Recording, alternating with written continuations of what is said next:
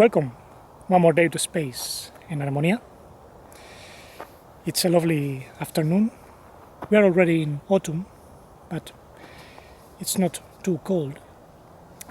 This is September 2022 still.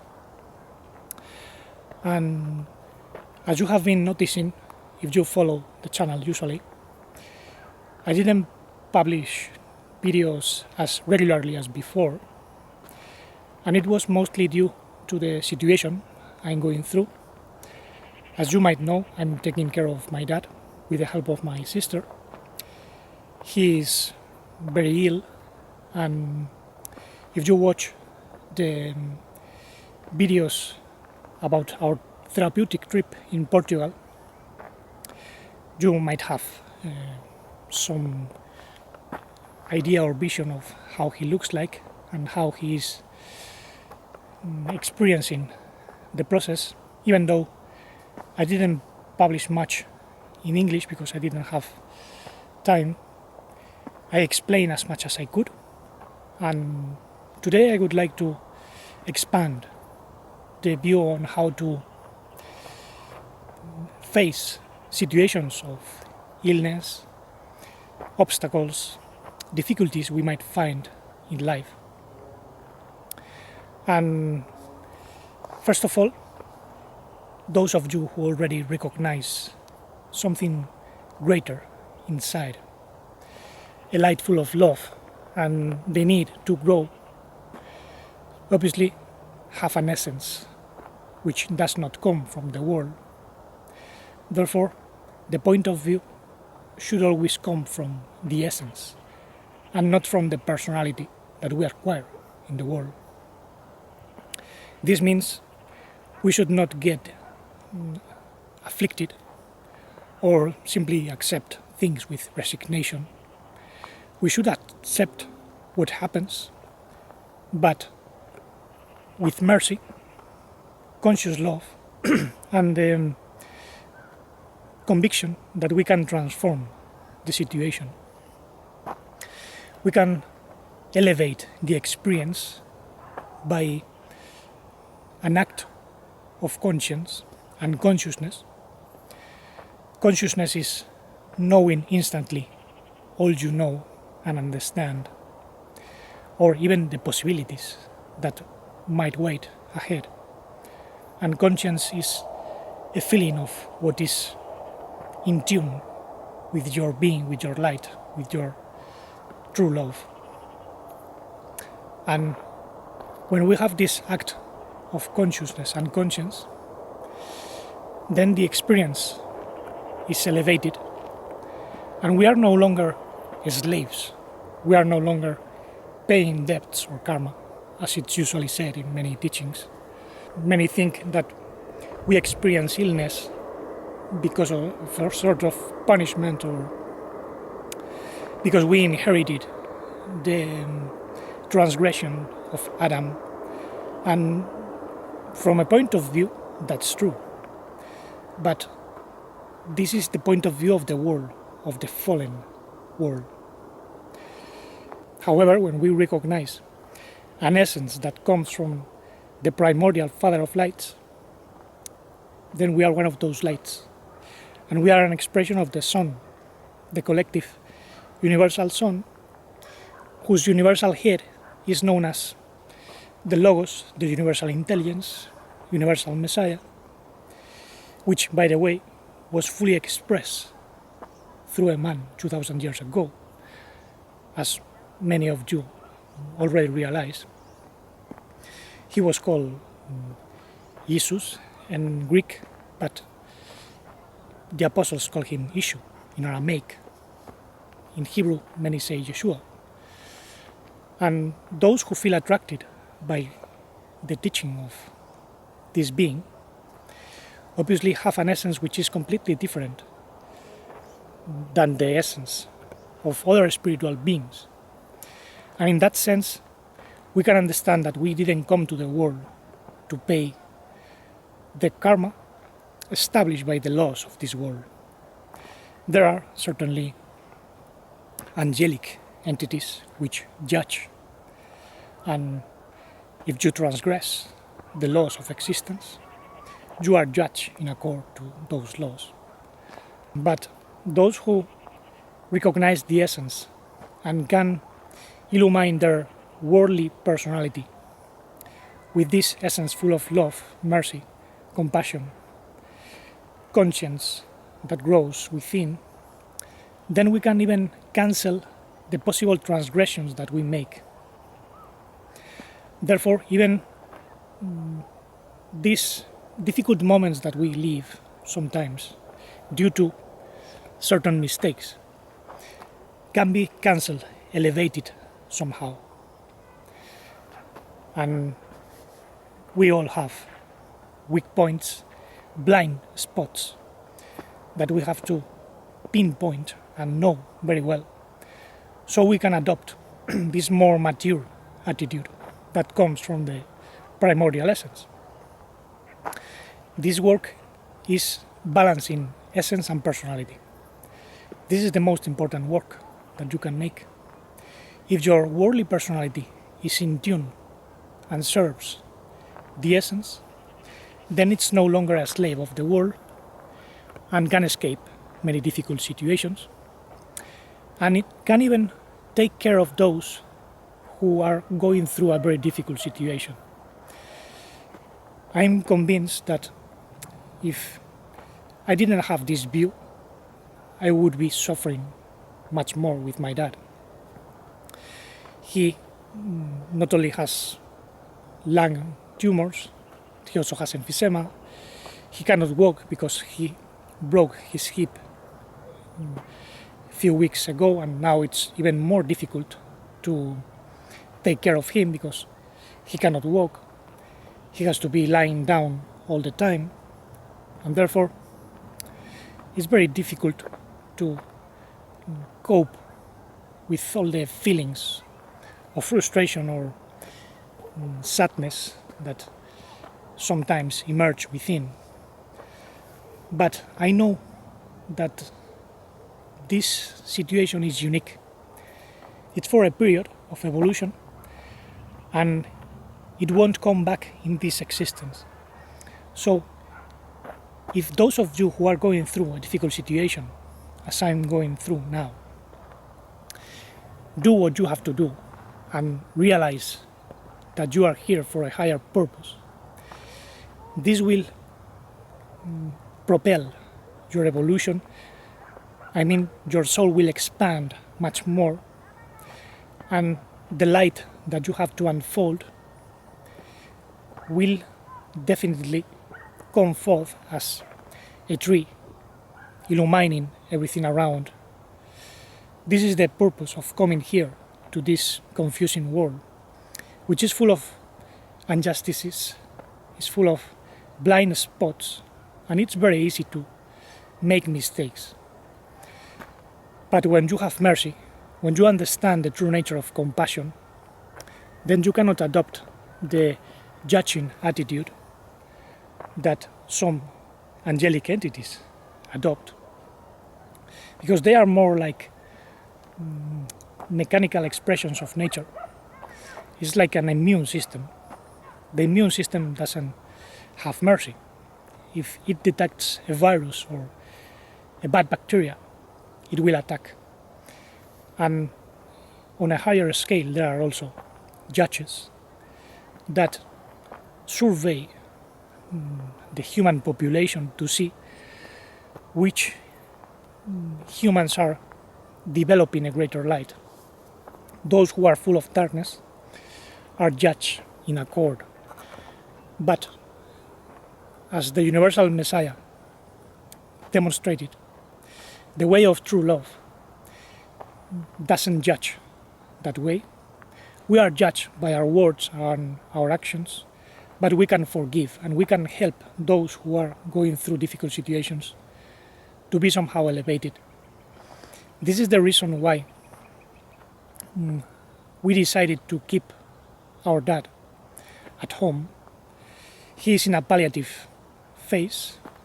Doctors regard him as a terminal patient because of tumors that cannot be operated, and obviously going through chemotherapy would be mortal for him because he is very weak. He has cognitive problems as well. And we decided to take him home and make his journey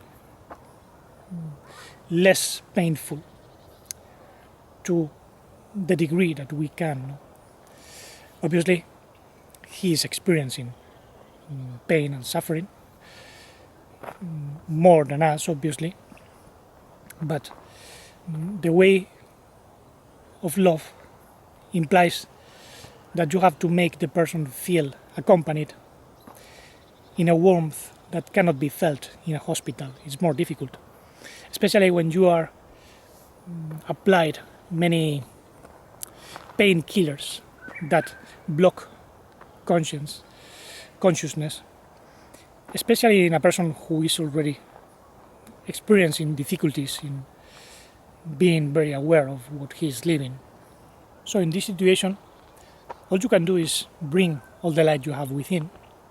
Sometimes my dad even said that he was seeing dark shadows and strange creatures coming to him to scare him, and obviously this is because there are parasitic entities that try to suck the vital energy of someone who is experiencing illness or are close to abandon this physical existence.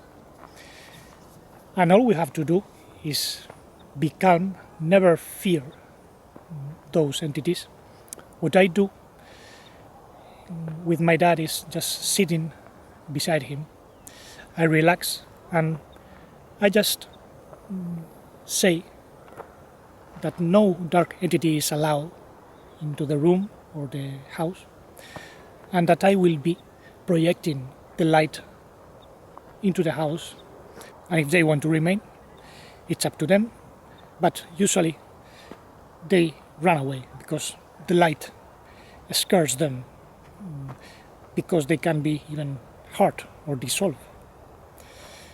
And obviously I do this in connection with my awareness of who I am, an expression of the tree of life, in connection with the primordial Father of Lights. Some people might say, in the name of issue, of things like this, well, if you are aware of what issue is, the primordial intelligence in you, that might work. But do not apply external methods, which can be witchcraft. I mean, the use of images or prayers that are very popular in religion and always mention the Lord or things like this, because those are codes that belong to a different world. The Universal Messiah is not Lord, as I have been explaining. Even he said, "Why do you call me Lord and you don't do what I do?" It's precisely because of that, because you regard him as an external Lord and not the master in you, which is your true self. Deny yourself, follow me, the higher nature, your essence, which is an expression of the collective body of the Messiah. So, when someone is ill, we have to protect that person as well. Therefore, we have to protect ourselves, we have to be strong, we have to have an attitude of authority and not slavery, and then elevate the person who is going through suffering. This obviously helps in the evolution of the other soul. My dad was not very spiritual, but when I meditate by his side every night, if I say something aloud, he usually repeats, but it's usually a very short sentence. Then I do everything in silence. And that was very interesting to me, because he was never having the attitude of someone working with the light, but now he's more like a child. His innocence is greater, and he obviously feels threatened by something, and he feels warm when I serve in this way by his side. So I can feel that somehow his soul and his spirit understand. His human personality does not understand. But there is something in people that can understand, and that's the essence, something deeper. So don't worry if someone doesn't speak, someone that is experiencing Alzheimer or whatever. Their soul and spirit can understand the language of light and vibration through love, mercy. The soul, the human soul, is weakened by certain lower vibrations, so we have to clean it. And this is by means of projecting a greater light, forgive. I now feel much forgiveness. I don't feel resentment or grudge at all, in spite of having discussions in the past with my dad. But I cannot feel anything negative towards him right now. He is suffering a lot. We are experiencing a process of purification as well. And as I said, mercy and conscious love is the most important energy that we can have in these situations. And obviously, when you are aware of the source of that, you can be transcending even all the planes. Remember that this physical plane comes from an astral plane, that comes from a spiritual mental plane, but beyond those three planes, there is an emanation of light that comes from the primordial source. So, when we are experiencing the essence in darkness, we are beyond the three planes, even though we might think with our mind that we are trapped in a world of shadows. But those are just appearances. Nothing is complete here, all is a shadow of something deeper. Therefore, to transcend the three planes, we just have to have this act of consciousness and conscience that makes us sure of what we are and what we came to do. We came to elevate our experience and help others elevate their experience by means of shedding light on whatever they are experiencing. And this is not something you can learn in conventional books. The other day, a person asked me about the Tibetan Book of the Dead, which describes an oral tradition that is read to people that are experiencing the process of dying. And they are told about the karmic winds that they have to face, lust, anger, despair, that they have to transcend the 6 kingdoms, because there are kingdoms ruled by certain laws and beings: the kingdom of the hungry spirits, the kingdom of demons, the kingdom of animals, kingdom of humans, demigods and gods. But we have to transcend all those. However, the Tibetan Buddhist teaching is incomplete. It only pays attention to the feminine aspect of consciousness. They call it Rigpa, the mother consciousness, or mother light. And that's the irradiation, the Shekinah, as the Hebrew wisdom says. But that comes from a deeper source. The Shekinah is like the feminine side of the universal will and the universal logos that has to be complete, both masculine and feminine all together, without even experiencing the split of opposites. Because in true heaven, nobody marries nor gives himself into marriage, as the Master said, because we are one. The feminine and the masculine are reconciling us by means of love. This means we have intuition, but also a certain logical way of thinking. Logic is not excluded. The true being has a certain logic, the logic of truth. Truth is complete. It is not the opposite of falsehood. It includes and transcends falsehood. This is why we can live in a world of duality from the truth of oneness. And this is a great realization. Remember, the truth does not exclude the world of appearances. It is even useful to rediscover ourselves even deeper, to express the true love even deeper.